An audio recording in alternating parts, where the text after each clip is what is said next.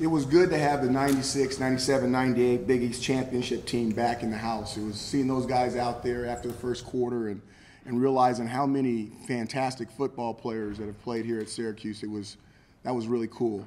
And then obviously to be able to show them the type of game that we showed them and have them have that esprit de corps and confidence and enthusiasm with our young men and with the people in the community it was really a sight to see. Also excited about this weekend, Joe Morris coming back to have his number 47 retired, leading rusher in the history of the school. It's amazing to think of all the guys that have wore the number 44, that the number 47 is the leading rusher in Syracuse history. So I think that a blast from the past is fantastic, and Joe Morris coming back in the present is outstanding as well. I think looks like it's going to be a good weekend, and hopefully it'll end on a good note. Any questions? Matt? Coach, 2 years ago you beat Virginia Tech. Last year you beat Clemson. This year Florida State. Does this year's win feel any bigger, different now that it's year 3? I just think it feels like I think a lot of guys thought that we could do that. I thought we had a chance to do it. Obviously the team thought that as well, and it was good to see them follow through. I didn't get hit with any ice or water or anything like that on the back of me, so that means that they expected to win, and I appreciated that. That's what they should do. They should expect to be able to win some of those type of games. Nico? Your coach, you told us in the past that you love being able to coach in a small city or a big town, where this is everybody in this town and this community rallies around this team. How much is that amplified after something like what happened this weekend? It was good to see everybody excited. I just hope we can keep that energy, keep that enthusiasm. I heard the quad was jumping. Now, I was with the team trying to get ready for the game, but I heard it was something that was quite a sight to see what was going on in the quad. And if we can keep that energy and keep that that atmosphere for home games, I think it'll be really outstanding. I think it'll be really cool. I think there's going to be a late summer based off the temperature around here that looks like we're going to push winter back a little bit. Now hold on, it's probably going to be a nice thick winter with all the weather we're getting, but hold off from going to the lake for a week, and let's see if we can fill up the dome one more time, and you can have those away games to go off to the lake. Snap. Jarvis and Howard's teammate played a huge role, especially on that 46-yard rush. I know one of the things talking to him after the game is he said he didn't know he was going in the game until that series.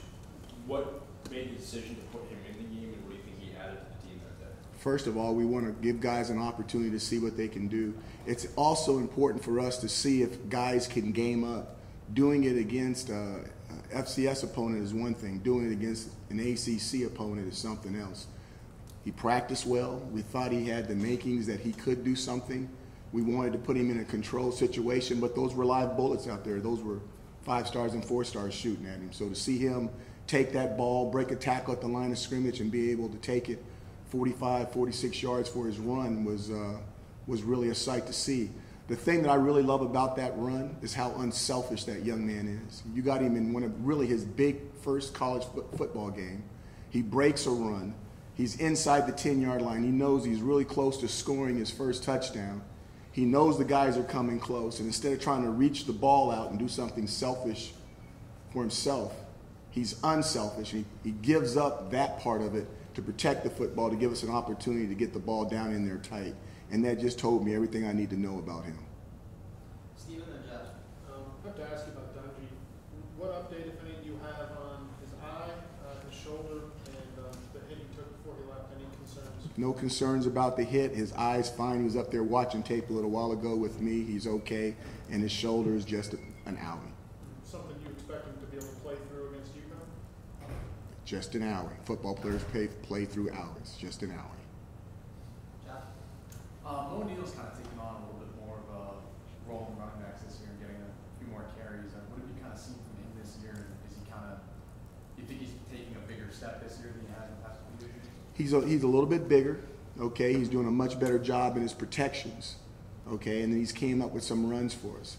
It's hard to be, we're still looking for that guy that can go up-tempo and be an every down back and never come out of the game. I really don't like rotating people. I really don't. I think if you're a starter and you have the opportunity to play every snap, then go ahead and play as many snaps as you can. When you get tired, you owe it to the family to come out. If you're tired, tap, come out, If you pull your own self out and we don't pull yourself out when you're ready to go back in. As long as you don't interrupt our tempo, you can go back in anytime you want. That's the philosophy that we've had with almost all the positions. So those backs are rotating because they've got to work their way through it. It's hard to go the whole game with just one guy playing, but Mo's done a really nice job, and I think his added weight, his quickness, his vision has helped us, and he's pulled off some nice runs, and we expect more nice runs out of him this year. Hey, you brought up Joe Morris. He was obviously the guy here when you were playing football back at Hawaii. I know, like, Marcus Allen is your guy, or the guy that you sort of associate with him. But did you know about Joe back when you were playing at Hawaii? No, when we were in Hawaii, we didn't get all the way out here. We played, I want to say we played Temple once, but we didn't get all the way back out here to Syracuse. The first time I really knew a lot about Joe Morris is when I saw him playing for the Giants. Because, again, everybody in my family is a Dallas Cowboy fan except for me. And I root for anybody that they play because I just had to be like, I was that guy in our family. So when everybody else put on their Dallas Cowboy stuff, whatever the other team was, I'd wear the other team just to have that animosity going on. But that's when I realized who Joe Morris was. And Joe Morris he did a great job for the Giants. Obviously a big-time rusher up there. And then when you go do your homework and you find out that he's the leading rusher in the history of Syracuse football, then you really got to give him his props. I think you were there when contingent from SU sort of told him he was going to have his number retired.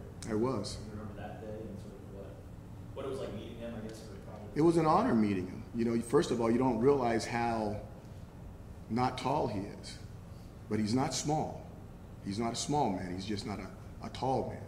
But very, very humble, very, very quiet, very, very professional. It was a pleasure meeting him down there. Yeah. So I know you mentioned how not having AC might be able to give you an advantage.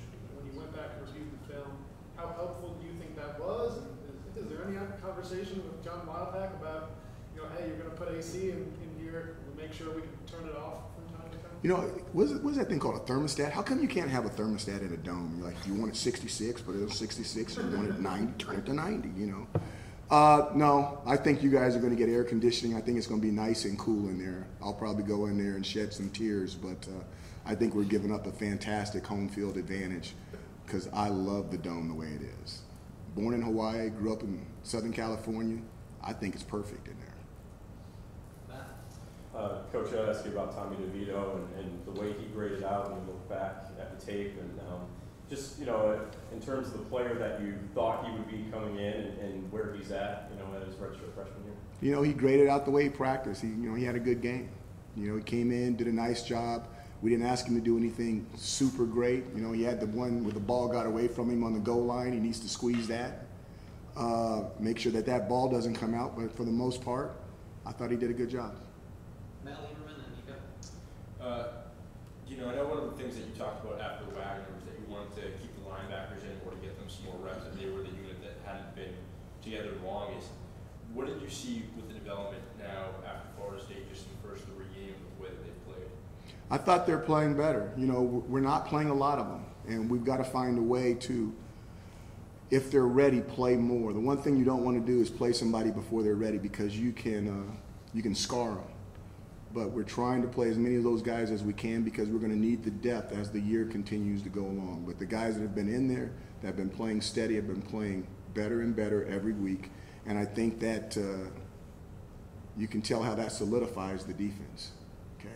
Because those guys are the second line of defense. The D-line are going to do the things that they do, and then the back end needs to make sure they get them down. But if you talk, even to, I want to say Kylan, you see how many times they hit people, they're getting balls out, they're ripping balls out. They're doing the things that linebackers need to do. Nico? Coach, kind of a two-part question on UConn. Number one, just your initial thoughts, what you've seen so far, watching film and whatnot. And, it struck me a couple minutes ago when you said they didn't put the Gatorade bath on and whatnot. Does that signify that, this team expects to win and maybe this is less of what others might call a trap game? They're going to go in this with the same mindset kind of thing? I've been really upset if they'd have done that. In fact, I'm pretty sure I wouldn't have let them do it. Okay, so they'd have saw a real open field runner, not over something like that. Okay, let's do something really big. If I'm going to get cold, I don't like being cold. Okay, we need to do something bigger than that. What was the other part of the question? does that kind of signify with this team that they're not going to let UConn, they're going to be a trap game sort of thing. They're going to go into the same focus. And then your thoughts on what you've noticed on film. The thing about UConn is you can see that Coach Etzel is doing a really nice job of, he ripped everything apart. They're playing a lot of young people. And when you do that, you may not be successful early, but in 2 years, you're going to be really successful. It's exactly what I didn't do. What I tried to do is when I come into places, I try to mend pieces together. I try to, like a jigsaw puzzle, I'll try to take something from over here, something over there, and keep the continuity together. That's not what he's doing over there. He just ripped out the board basement and everything, and he's building a foundation from there. And that works as well. So I got to go back and check the schedule. I think they're a good team. I think they're a dangerous team. Anytime you got an ex-Syracuse guy and a guy that used to wear 44 coming back in here to coach, they're going to be motivated, okay? They're going to have those kids stimulated. We've got to make sure that we're ready, okay, and to play the game that we're capable of playing. But I would imagine in 2 to 3 years that's going to be a really solid program. I played him at Maryland. They were solid, and I'm sure he'll do the same thing up at UConn. Time for a couple more questions. Josh? 6 interceptions now through 3 games. I know we kind of talked about it probably 2 weeks back, and you said that the guys are just kind of making plays that they weren't making last year. Is that still what you think it is, or do you think the secondary is doing something different? Are they covering tighter? Is it the pass rush? What is leading to more picks this year? I think it's 2 things. I think it's kind of like a batting average in baseball. If you go back and check how many opportunities we had for interceptions and how many we made last year, I bet you our batting average would be really low. If you go back to how many times we've touched the ball this year and we had a chance for interception, and how many times we've caught that ball, I bet you our batting average is really high. That's the first part of it. The second part of it is exactly what you mentioned, which is the pass rush. A lot of times it's not the sacks that cause turnovers. A lot of times it's the guy that gets there 1 second before the quarterback's about to throw the ball and the quarterback can see him coming. Or he's about to step up and now there's a guy at his foot and he can't step up. Or now he's about to throw the ball from the spot, the launch spot, and now because there's a wide rusher coming off the edge, he has to move up and throw that ball on the move. That slight movement on their cameras right before they're about to throw the football sometimes has something to do with whether that ball is slightly behind or slightly in front of the receiver. 2 more questions. Steven and Matt. You touched on the running backs a little bit, but where is that kind of hierarchy when you look at that group? Has Jarvion kind of worked his way into the mix with the 2 older guys? How do you kind of look at that? I think I look at that thing like Jarvion obviously showed that he needs to have some more carries to see if he can continue to do what he's done, or is it just luck? And then the second thing is I think it goes like the wide receivers with the hot hand. Those guys have all proven, the first 2 guys have all proven that they can carry the load, that they can do it. Now if somebody gets hot, we got to go with a hot hand guy. So get out there, they'll get out there, everybody will get an opportunity. Whoever gets hot first, we'll go with that guy a little bit longer. So I know you said you wanted to give Jarvion a look. That was like a pretty big moment to go out there with a redshirt freshman quarterback against Florida State. Is there anything that he showed this week or during camp that just you trust him out there? He's just a really focused young man. I mean, I wouldn't say he's Kendall Coleman. I wouldn't say he's Andre Cisco because I don't like comparing people. But he's really focused on what he wants to do. He knows why he left Mississippi. He knows why he came here, and he knows exactly what he wants to do while he's here. Last question, Matt. Go, Matt. We'll take both, Matt. You go first. Matt L. first. Dino, after Wagner, you talked about how Nakeem just needed to get a little bit more reps under his legs, and he had played really well in the spring and then got hurt in the fall, and then took time for the chemistry to build. Came out against Florida State and played a solid team. What is it that makes him a difference maker on the field? Because I know you also talked about how he's not the biggest guy, but he goes out there and gets the job done. He doesn't care about him. All he cares about is the team. I mean, you get a guy that size, you throw him a horizontal bubble, and the first thing he does is run over a guy.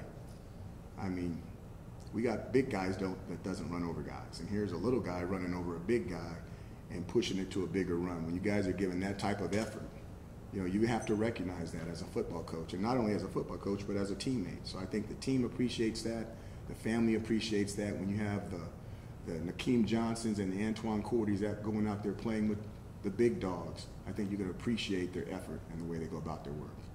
Mark? Coach, I think a lot of, between winning all these big games, the locker room speeches, I think a lot of people can see the momentum building, not only with this program, but with yourself as well. Guess tell me, for the fans who want to know, really want to know, how The much fans you are you, enjoyed Mark. here, and The how fans long are you you. plan on staying. You know what? I don't even think it's about that. It's not about that. It's not about the end of the season. It's about this next football game with Connecticut. Everything that's always happened around here is we get out in front of ourselves. We start thinking about the future and not the present. The present is we got a football game against the University of Connecticut. If we play really, really well, we'll put ourselves in a position that we haven't been in a long time.